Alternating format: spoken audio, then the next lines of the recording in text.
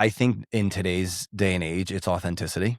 Because what happened when the influencer boom was going on, really like 2012 to like COVID 2020. Yeah. You saw people going out and being a caricature for a brand or for a thing.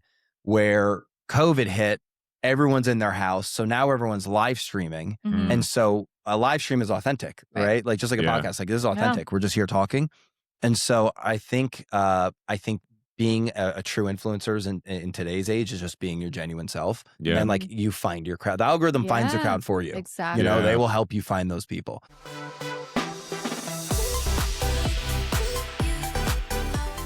Welcome to Extraordinary Stories. I'm your host, Forbes Shannon, and with me, Christine Butler. And in studio today, we have, I'll call him the super connector. You know, a guy that we've been running in the same circles for so long, and we've bumped into each other that, you know, when we were reconnecting, it was like, it was from this thing. It was like, no, it's from that thing. And then we realized how many times we had hung out, you know? And the founder of TLDR, a really awesome brand new company, and a guy with a massive network. We're really excited to have you in the Extraordinary Collaborative, the one and only Ben Dixon. Thank you. Welcome, Thank you Ben. for having me. This is amazing. I'm so excited to be a part of it. And I love your software. So amazing. Thank you. Well, we love yours. Oh, awesome. We're going to start using it here pretty soon. Hey, you know it. So you were nominated by Christine and I. How do you know us? Well, I know you from Venture Cafe, of course. You've been around for a long time doing a lot of good work out here. And Christine and I actually just met at a Paradise Valley like private networking event, which was fun. It was a good group of people. It was. I love those small curated events. It's beautiful. You never know what you're going to get. It's true. It's true. And that was, that house didn't suck. It was No. a beautiful home to be at. Well, plus you got to represent U of A. Right. True. Yeah. Big U of A. There was U of A everywhere. But yeah, I mean, wine and cigars during the sunset with PV. It's great. So, Yeah. I don't smoke cigars, but I will tell you, I got so many cool photos of me smoking a cigar. Like, there's just something. Instagram worthy. There's something so cool about a cigar hanging out of your mouth. You know? True. It's true because you look like you're present when you have a cigar or cigarette.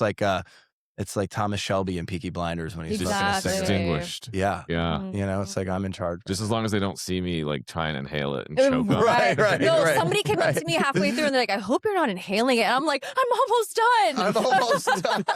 It was wild. That's crazy. That is insane. I was okay. Okay. So other than smoking cigars, what do you do for fun?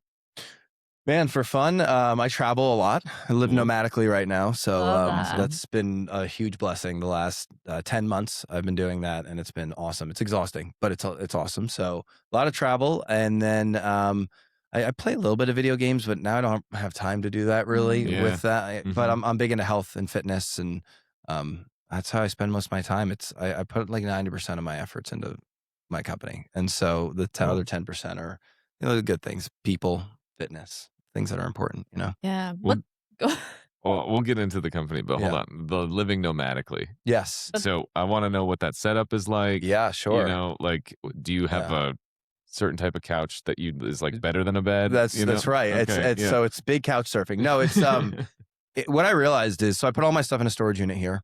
I put my car at my friend's house, and I realized like what rent costs me here. For flights and Ubers and Airbnbs, it's really the same thing, especially if you book the flight in far enough time, you're using points, it's not that hard to do. And so, and then not to mention you go to cities, you got friends you just stay with friends. Yeah. And so, it's not that expensive. And honestly, I try to just cook at wherever I go. I cook at home. And so I can just keep moving around. And so I've been to a lot of places. Probably have enjoyed Tampa and Austin the most. Yeah. Tampa's such a great city, man. It's a lot of fun. But being back here now, because this is probably the third week I've spent since I left here. I'm definitely missing Arizona. Yeah, I'm not it's a gonna lie. good place to come back. It I is. completely get the nomadic lifestyle. I did the same thing. I sold everything, and I've been living out of a duffel bag for the past how long? Since I've known you. Since you've known me. Really? Yeah. So like I got a rental that everything furnished everything. So I'm just living that nomadic lifestyle. It's easy to do. I feel like nowadays, now that we have AI and we have all of these softwares that help us kind of be nomadic. Yeah. Right? Oh, absolutely. Yeah. Yeah, there's ways to go about it. I actually met a really cool guy like 3 weeks ago at South by Southwest who built this company called Obi, and it takes all of the rideshare applications and like finds you the cheapest one in the moment when you need it. And I'm like, well, you've made my nomadic life easier. So thank you. Cheaper. Yeah, it's pretty cool. So technology is awesome. It's so awesome. What do you think it is like, in our generation? Like, I think these like kids who are coming up, like they are looking for that lifestyle specifically. Why? That's a great question. I was actually just talking a couple hours ago to my director of operations about this, and like, we grew up in a generation where, first of all, our parents were so by the book. And then you see things like, 2001 collapse, 2008 collapse, and our parents want us to be more financially stable and get sound jobs and just be rooted somewhere. Yeah. And so, but that's not the case anymore. Everything's live, everything's moving, everything's on the go, and these kids want to be creative and they don't want to. I mean, the numbers on drinking is insane. It's down like that generation by like 40%. And so it's just a different way of life. It's a lot faster paced. And so I think you're going to see less home ownership by choice. Not that anyone can freaking afford to buy them nowadays, but I think by choice, people are like, no, I'll just take an apartment. And so that's the same thing I'm doing. I'm the cost of one apartment here, I'm just going to get 2 on each side of the country. And there you go. Little satellites, And so I think we just live in a different world where people are more creative. And not to mention the creator economy is exploding to the point where you just grab the phone, go move around, and someone will pay you. It's insane. Right. It's insane. So. Yeah. What do you think the traits are to become viral, right? Because we can all pick up a camera and record ourselves, but what makes a human stand out?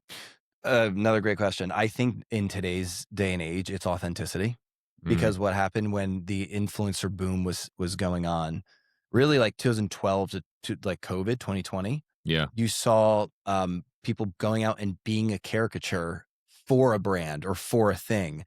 Where COVID hit, everyone's in their house. So now everyone's live streaming. And so a live stream is authentic, right? Like just like a podcast, like this is authentic. We're just here talking.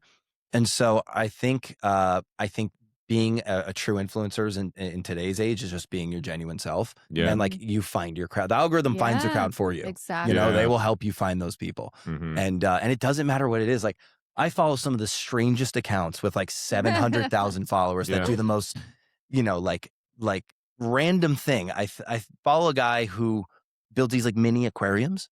Like 750,000. And I'm like, he just decided to do that. Like build this little aquarium and it's cool. It's his passion project. So that's authentic, I think. What's your like the guilty pleasure follow that you have? Like there's this one account that I can't stop watching. What is it? Okay. No, I'm asking you. I think it's an industry for me. It's chiropractic videos. Oh, because I love just like I just think it's so cool. Like the you're popping?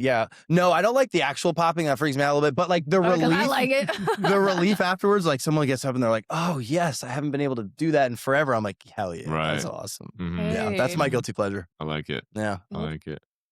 There's this one account where this artist does like these animations and it's all over like, I don't know. They're like, it's like audio from like cops or something, Oh, interesting. And it's always these people who are like, they have the dumbest reasons of like, and she makes them like turtles and like, that's like, funny. Yeah. And it's always like, they broke into someplace drunk and they're trying to say that they're not. Right. But the animation makes it a lot funnier. Yeah. It's hilarious. That's awesome. I love that. Funny. I have way too many guilty pleasures when it comes to online. Really? Like the shoe cleaning. We were talking about like the horseshoe cleaning, like random, but so good and satisfying. Good. It's like ASMR the oddly satisfying. Carpet cleaning. Yeah. Yes, sir. That's a good one. How do they get so dirty? I don't understand that. Like, what are you doing? Where are they finding these carpets?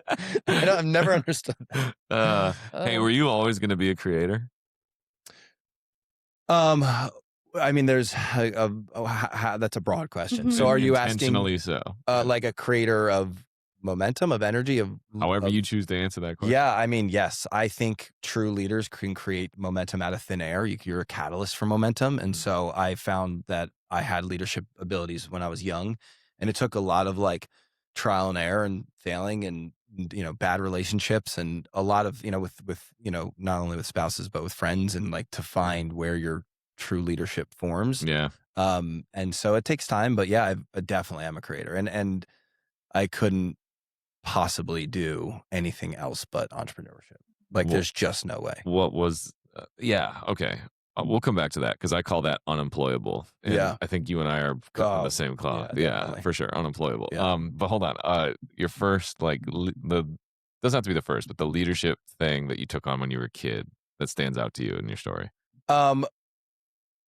Okay, so it's a little two-parter, but I used to do a lot of community service when I was younger, and it was through my school because I went to a Catholic school and I was just raised that way, and so I had like 1,000 hours of community service probably by the end of high school, and that turned into like, okay, I like doing this and helping people, like I like the idea of like, and then gathering people while you're there and just like these are the tasks, this is what we should do.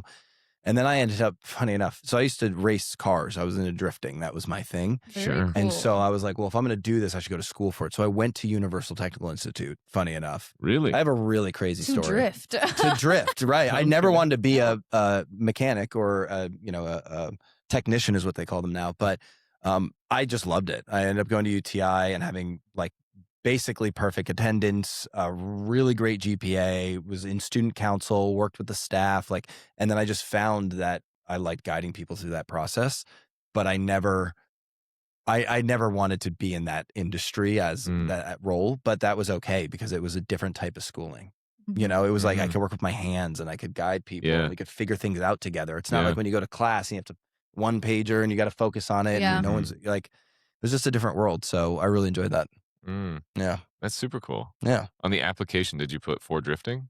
Like, you know? Yes, I did. Yeah. Yeah. Confused them a little bit. Brought the drift cart to the school and they were like, what is that? I was like, it's a whole different world, but yeah. Okay. Really cool. So I want to return to the entrepreneurship thing. Yeah, let's do it. You know, I had this moment, I don't know, a couple months ago where I was like, boy, I really wish I would just be happy with a 9 to 5, you know?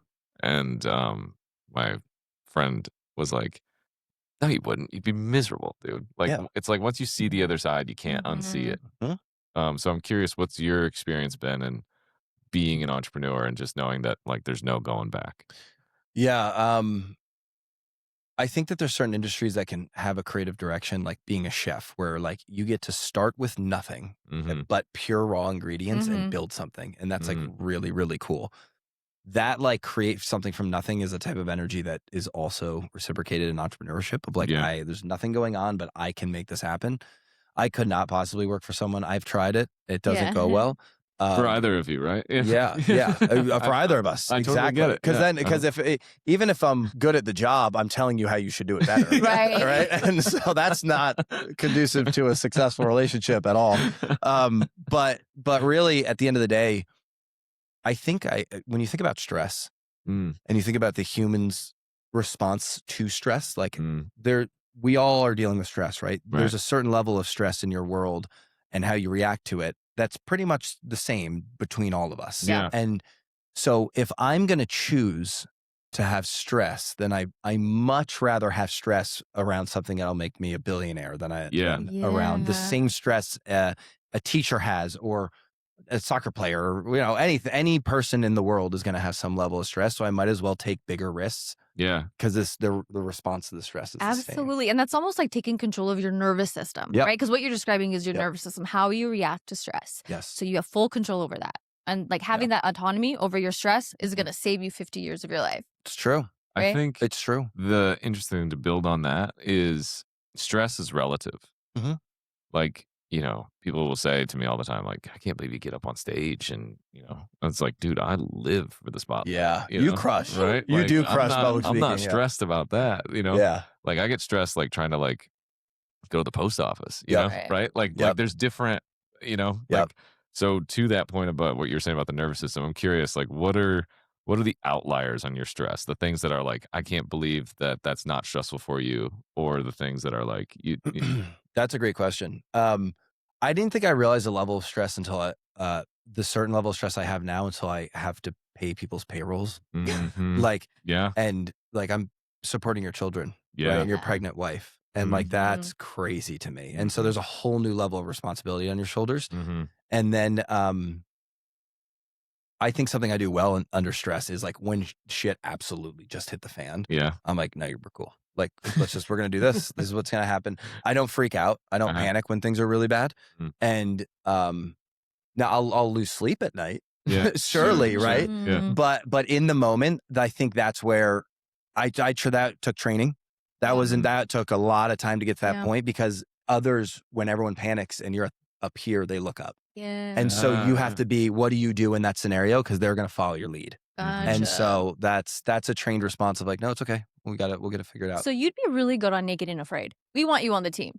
I never thought about that. Maybe I would be good on Naked and Afraid. That's a wild show. That's a wild show. Right? Like who just signs up for that, right? Insane people. People who probably are unemployable, but also don't have anything going. Yeah, going on. Yeah. That's a crazy show. I would love to do that. Actually, that'd be fun. You guys hear that? I would do it. That would be cool. In a cool location, though. Please don't send me somewhere terrifying. Yeah, can they do that show in the cold? I have no idea. I think it's always tropical. Anything I've seen from it, right? You would think. Yeah, I have so many questions. If you guys are doing a cold location, Ben is into it. I didn't say that at all. I hate the cold. That's why I moved here. I hate the cold. So, on that stress management piece, the number one thing for me is just gratitude. When everything's going south, it's like, yeah, but my legs looked good when I worked out this morning.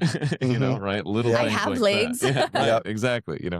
What are some of the tips that you have when shit hits the fan that helps you keep cool?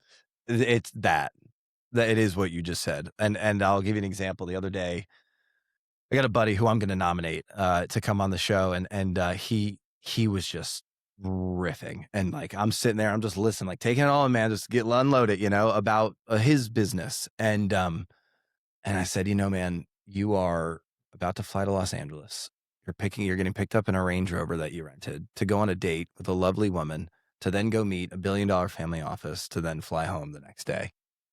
Tell me when it starts to suck. Yeah. Like I get things are hard, but let me know when like that's the perspective of like, wow, we are so blessed. I was talking to someone at I like hosted an event, a networking event last night, and we're standing there and they were just riffing about like, they're younger, they're 23, and they're like, I don't know what to do with my life. This is like, it's so hard being here. And I'm like, listen, you are so blessed and favored. Like you are living in Arizona and you're healthy, and there's so many good things. So I'm in the same boat. When things do hit the fan, I'm like, okay, we got to be glass half full here. Right. Well, and just looking at it on a bigger scale, like we're here during AI era. Right. Right. Like how easier could it possibly get? It's a really good point. Right. Like we could be living in the Victorian era, showering every 2 months. Right. Yeah, right. Right. Yeah. That's just a bath with the same cloth. It's really gross. Yeah. Don't lose the baby in the bathwater. Like there's a reason why we have that. Yeah. Change the water. Yeah. Exactly. I was wondering how you, in those moments, like, is there something in your life that you reflect back on? Like the reason I'm asking this question is like, I had this moment where I was stressed, and I was like, I didn't realize how much my own bar had increased. And I was like, okay, but if I talked to the Forbes from 5 years ago and I told him what I'm doing, he'd be like, no way. Right? Because the progress is gradual. Yep. Sometimes you realize that you were like an overnight success to yourself. Right? Mm-hmm. You forget about how much it sucked. So I'm curious, like, is there a moment or a time where you come back to in your past to remind yourself about how great it is now? Yes. And I got another two-parter for you on that. One is my mother teaches, she's a special education teacher, and now she works My mom's a special education. Really? I was one. Look at us. What? That's amazing. Okay. Yeah, so now she works with kids who have cerebral palsy, severe cerebral palsy. Okay. And so like spending a day at that school is one of the most grounding things on earth. Sure. And so that's a big part of like, okay, you're good. Like you are so good for forever. There's nothing to worry about. Right. The other side of that when it comes to the motivation aspect is like, I'm very grateful, but I'm never satisfied. Yeah. And Bob Proctor said it best. hits. He said that dissatisfaction is a creative state. And as long as you can consistently stay dissatisfied, you are always going to create. That one hits. And so I'm happy I got here. I'm happy I get to this point. And you're right. It's hard to reflect sometimes and like look back. But yeah, that's I always want to be dissatisfied because I want to keep growing. Yeah. How do you balance dissatisfied with unhappy? I think unhappy is a range of emotional control, and dissatisfied is like, I can go immediately do something about this right now. Solution-based. They're solution-based. Got it. Exactly. Yeah. I mean, so is the other one, right? Because an emotional state is an emotional state. You can get yourself out of it, but that's usually typically harder. Where dissatisfied is like, no, you know exactly what you're supposed to do. Just go do that real quick. Yeah. And sometimes emotions are a little bit harder to balance, you know? Right. And separate from. Yes, exactly. That's a huge thing, is like, are you regulating enough to the point where you know what that emotion is? Yeah. Can you say this triggered made this thing happen? And that is really hard to do. That takes a lot of work. Yeah. And I'm so proud of us, you know, our generation, because we're so self-aware of those things, right? About our emotions, about our nervous system, about healing. I think we're a healing we are generation. We definitely are. And you're seeing it more and more. And it's cool because like social media can be used for good, right? It can amplify that stuff too. Yeah. And how you look at it. Yeah, it's exactly how you look at it. Yeah. And fix your algorithms, guys. Like, you know, like you can watch nothing but negative videos. How do you, as somebody who's a specialist in that field, how do you navigate your algorithm to the more fairy tales and, you know, butterflies? I used to reset. So I reset it. You can reset it. You can do a like on Instagram, you can just like scratch it all off and it will start fresh again. So there's a button for that. Okay. When that came out, I was very grateful because I would get stuck in the loop of seeing like, you know, whatever it is, was especially the bad stuff and political stuff. And like, it's like, man, this is so exhausting. Right. You're waking up in the morning, you're seeing that right away. Yeah, just taking reels to the brain. Like in bed. To the dome. Yeah, in bed. To the dome. Before bed. What are you doing, man? Yeah, it's rough. And it's funny because now the algorithm's so good that when I'm scrolling Instagram, and even when I just want to find some peace, and I have a good algorithm now on the content side, the ads will give me ads of like my competitor businesses. And I'm like, I can't even go on Instagram anymore because that's bothering me. Yeah, right. I can't reset those like that. Yeah. The ads. The ads Yeah. get me. So yeah. But checking out your competitors' ads is a good way to learn, you know, like how to differentiate, you know? It is. I mean, yeah, it just gives me anxiety. I'm like, I'm just trying to chill. Yeah, I'm right back into business. Yeah, right. There's no escape. Yeah. Yeah. Well, and it's a form of comparison, right? Comparison's a thief of joy. So how do you become better at what you do without comparing while still kind of comparing? Like, that's a great question. That's a great question. First of all, when you're looking at these things, you have to understand that you're comparing. Right. In the moment. Like you got to get to the point where you know, oh, I just did that. Like if I felt some type of way, if there was an emotional response, so that's happening to me right now. So if you can start to isolate that, I've noticed that when I delete socials, because like if you know anything about me, I'm very like off the grid on socials, even though I'm building a creator economy based business. But like when I delete socials Monday through Friday, I am in a way healthier state. Yeah. And there is no comparison. There's just doing me in the moment. I'm only talking to who I need to talk to. Just happier. Like I'm just overall happier. And I don't know if I will ever post. Like I know I need to because my business needs me to, but I don't know if I ever will. Like that's why you hire someone to do it for you and be hands off. That's actually a great point. Delegate. Yes, ma'am. I built a software for that too. Right. So, yeah. And so let's talk about that. I mean, TLDR, the instant replay of live streaming. Yes, sir. Yeah. Yeah. So it started with gamers on Twitch and Kick and YouTube and those platforms where originally I saw a problem with Twitch where you couldn't catch up with what streamers have been doing for however long they've been streaming for, 6 hours, 8 hours. There's no way to like find the best moments. Is that the time frame, 6 to 8 hours? Typically, like, yeah, a streamer will go for about 6 to 8 hours. Okay. 2 to 4 hours is a short stream. And then there's like mega streams that are 12, 18, 24 hours, right? Whoa, okay.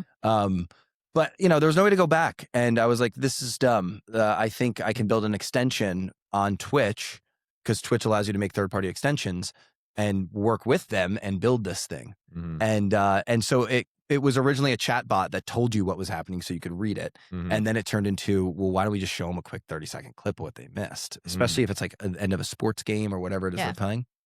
And so it went from that to this works on any live streaming platform now because we're now getting clips for these content creators. And then it scaled like crazy. And now it's basically what we built is a live ingestion of any live video. We understand the context of that live video. And within moments of something happening, it will take the clip and then it will send it to social media. And so, genius. Anything, sports, podcasting, gambling, live e-commerce, like, talking to Whatnot, TikTok Shop, eBay Live, all those guys. So like it scaled a lot quicker than we expected it to, and that's a good problem to have. Yeah, congratulations. Yeah, and so we've got close to 10,000 users now. About 8 months, no marketing, and it's just been we've been crushing. Yeah, imagine what it would be if you posted. Right? That's what I'm saying, man. I'm gonna have to watch this back. Clip that.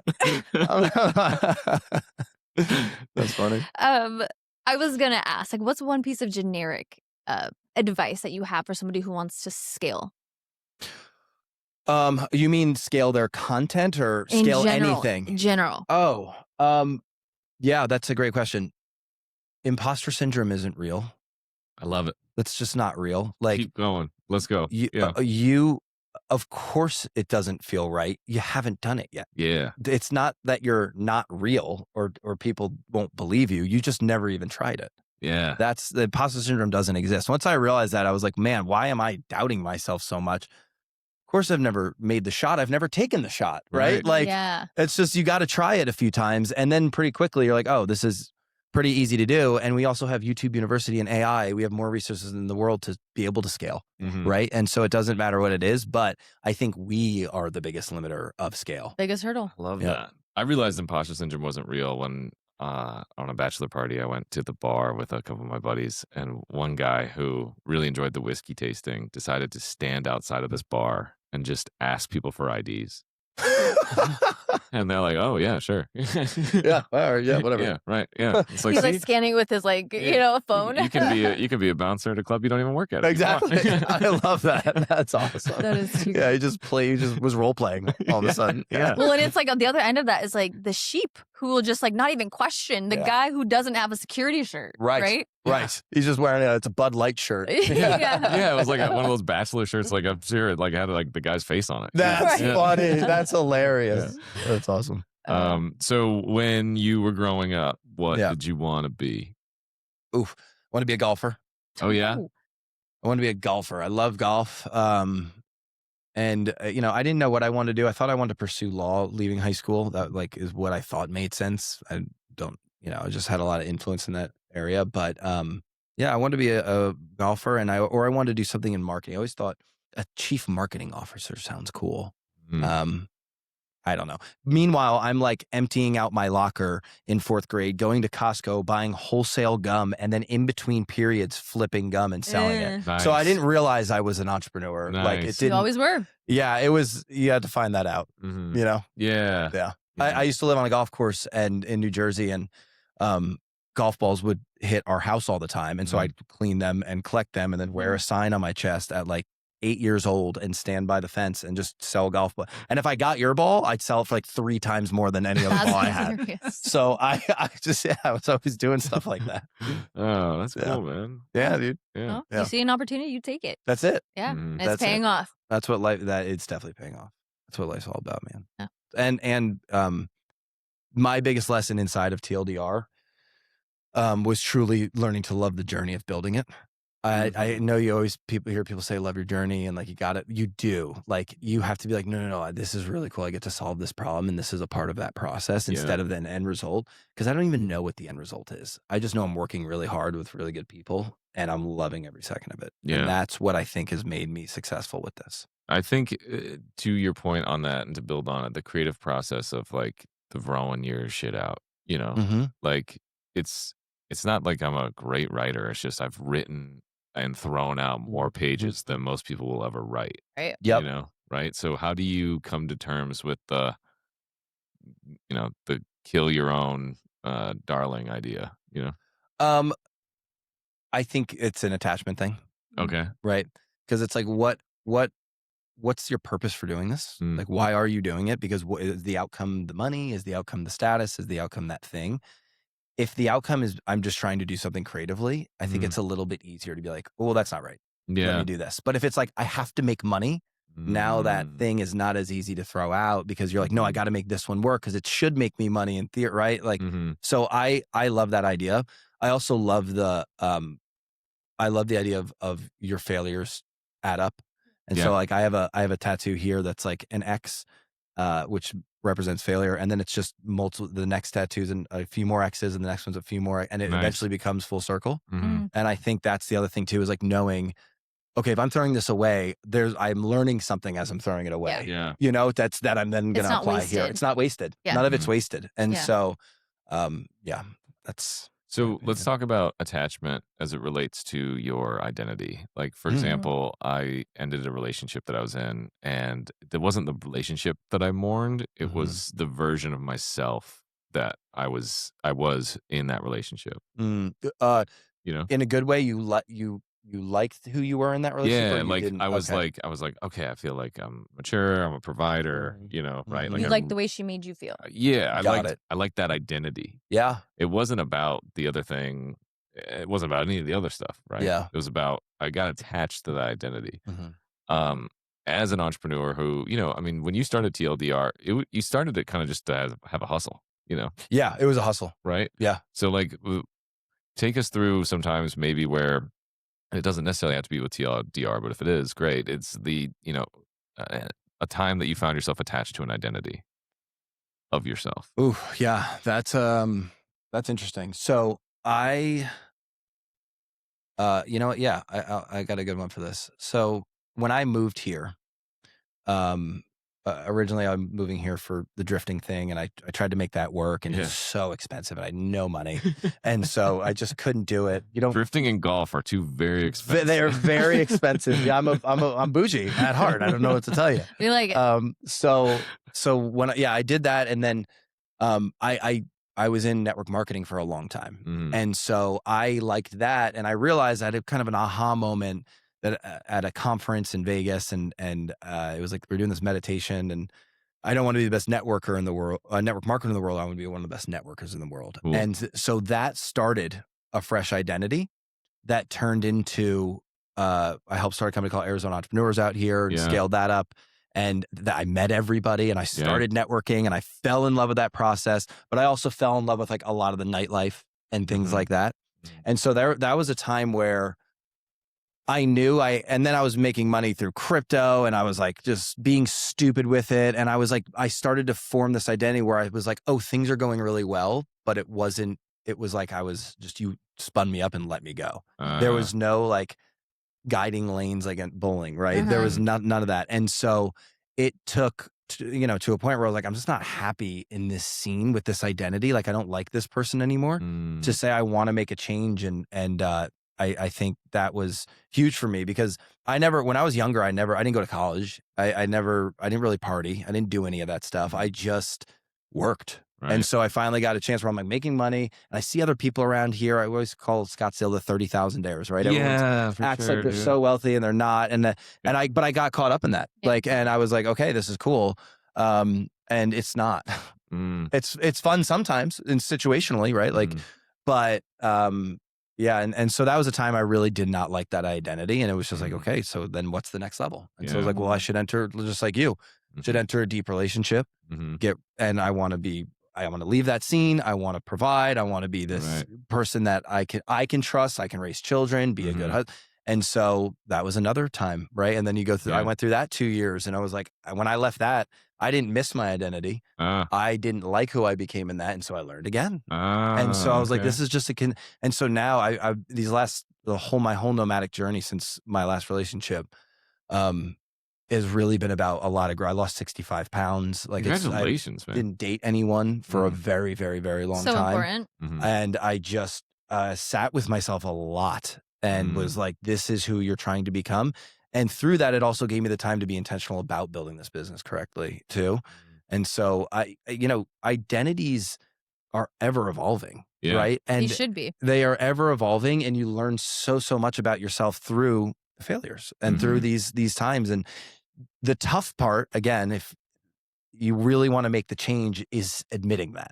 Yeah.